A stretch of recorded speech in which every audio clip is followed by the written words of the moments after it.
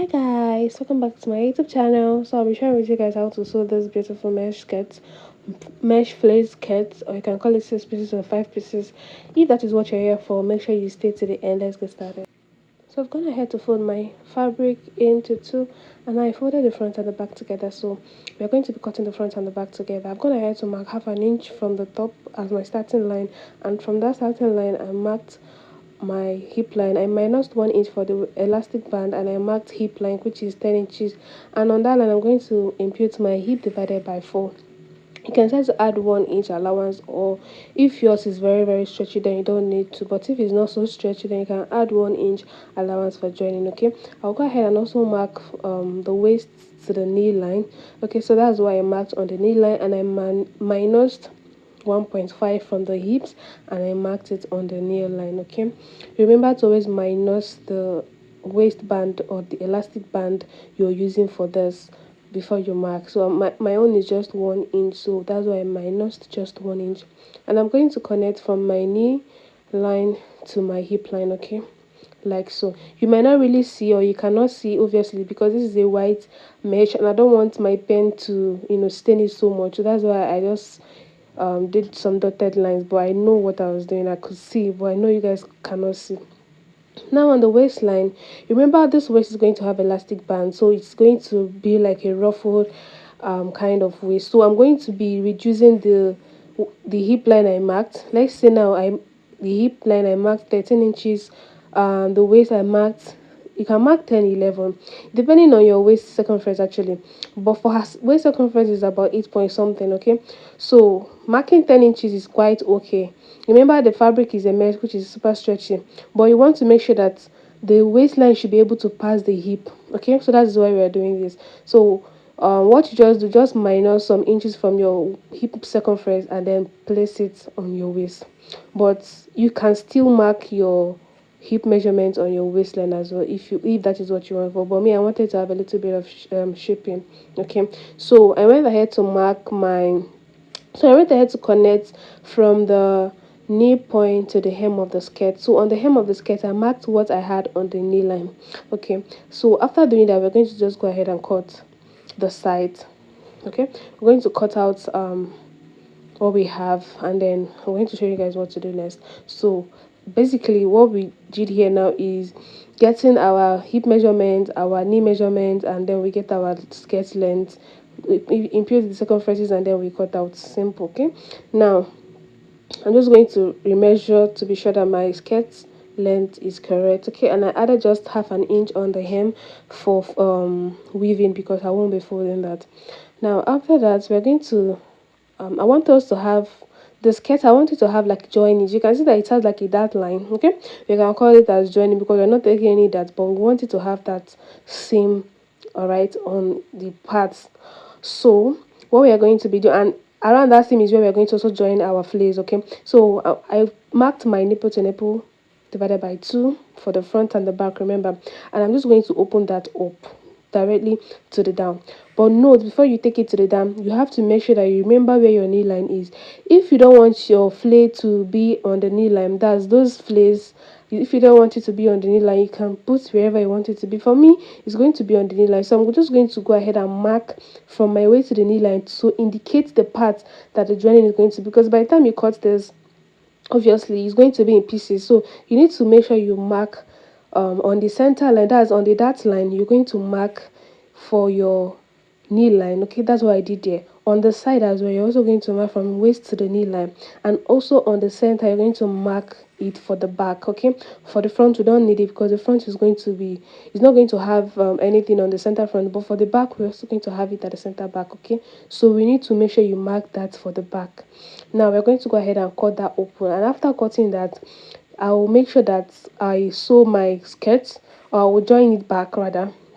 So after cutting, we are going to measure, or before we cut finish, anyone you want to actually do, just have to measure what you have. This is not so important, you can still do it later. You're just going to measure what you have from the knee line to the hem line, so you will know how much you're going to be cutting for the flare. So for me, I marked was 22. Okay, so that's why I indicated it. And now we're going to just cut everything. We're going to cut that bust span measurement, that's the nipple to nipple open, and after cutting it open, I'm going to go and join my skirt. Like we are joining this whole thing back. Okay, so when you're putting your allowance on your clothes, you can start to add the allowance you're going to use and join the the seams or the place we open. That is optional, but for me, I was no need.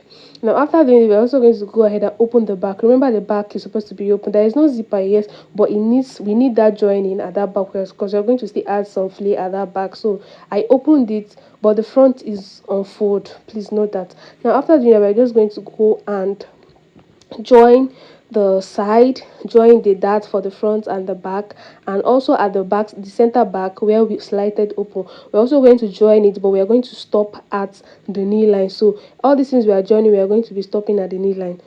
All the parts we opened or we slanted open, we're going to join and stop at the knee line like I'm showing you guys. You can see what I have. You can see that I stopped my sewing at the knee line. Okay, so now we're going to count how many openings you have, so you know how many flares you're going to cut. So I have like about 7 points. I'm just showing you guys. You can see the two sides are open. The center front is 2, right? Yes. Then the back is 3. Okay, Abby, I don't know. Yes, the back is 3. 1, 2, 3, 4, 5. Yeah, the back should be 3, 2. I don't know. Just go ahead and make sure that if you're following what I did here, you're obviously going to get it. Okay, so just take your time. The center back is supposed to be open. Okay, that is how you have extra other center back. All these parts you're going to be adding fleece. Now we need to cut our fleece. I went ahead to remeasure what I have, and it was slightly bigger than what we had initially, which was 22. So what I have now is about 23, and when I'm cutting, I'm going to add like 1 inch extra for in case. Okay, just for allowance. It's better you have excess than to have shortage. So I'm just going to measure my 24. So I'm going to be doing 24 instead of 23. So now it depends on how wide you want your fleece to be.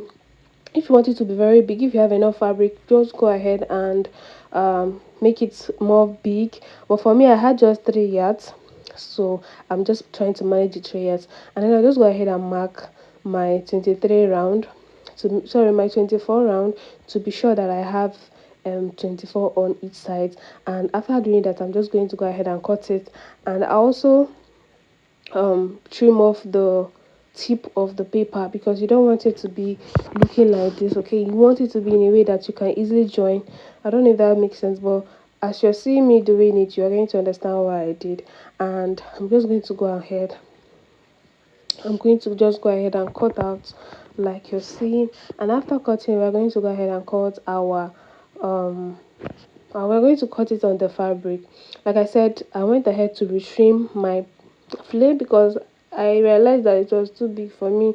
Like my fabric was not going to be enough. You can see what I have now, and the mouth is sharp now. Okay, so that you can easily join. Right. So I'm going to go ahead to cut all my pieces together. Now I'm cutting two. I think I'm cutting two, yes, two at once. I'm just going to go ahead and create like an A-line kind of or triangle. Yes, triangle form. Then cut. Don't cut on a straight line, okay? Because I don't know, just don't just make create like a triangle kind of form or line or triangle shape, then cut. So I have today, I'm going to go ahead and cut the rest. I've got ahead to cut the remaining. I have in total 7 pieces, and we're going to go ahead and start joining to all the points that it needs to be joined. So you have to be patient when doing this part because you cannot rush it, or you have to take your time. Okay, and it is very simple to do. So what you're going to do is to get any point you want to attach the flare to first. Remember, once you get to the knee line, please go ahead and notch that part very well so it doesn't open up or something. Now we're going to fix the right side of the flare to the right side of the skirt, and then you're going to sew on one side. Once you're done sewing on one side, you know how when you're creating like a 6 pieces kind of, I don't know if that makes sense, but something like that. So yeah, when you're doing like a 6 pieces kind of stuff, or you're doing like a mermaid tray or mermaid tail, the way you join it, that's what you're going to do for all the parts. So after doing that, I'm gonna head to cut my elastic band. I joined it together, and I'll go ahead and sew. Now you can do this in two different ways. I'm just showing you guys what I did for the skirts. You can see that everything is coming together. I have to be careful because you might not really understand where the side of the skirt is at the point, but you have to always make sure you are taking note of it. So there are two ways you can sew this thing. You can start to just sew like this straight, like you're sewing um right side of the waistband and right side of the fabric together, just the way you sew your normal waistband, and then just leave it that way and then hem the round. Or you can sew first, turn it, and then top stitch again. Okay, for me, I just wanted to just sew once, and as you're sewing, you're going to be stretching out. Remember that this all the sides or the whole skirt has to gather up to the elastic band, so you have to stretch it out, and you can see how mine looks like. And after doing this is what we have. It's just very simple, I believe so. And yes, if you watched to this point, don't forget to give me a thumbs up, drop a comment in the comment section, and subscribe to the channel if you've not done so. And yes, see you guys in our next tutorial. Thank you so much for watching. Stay tuned. Bye, and I hope you're going to try this out. Bye.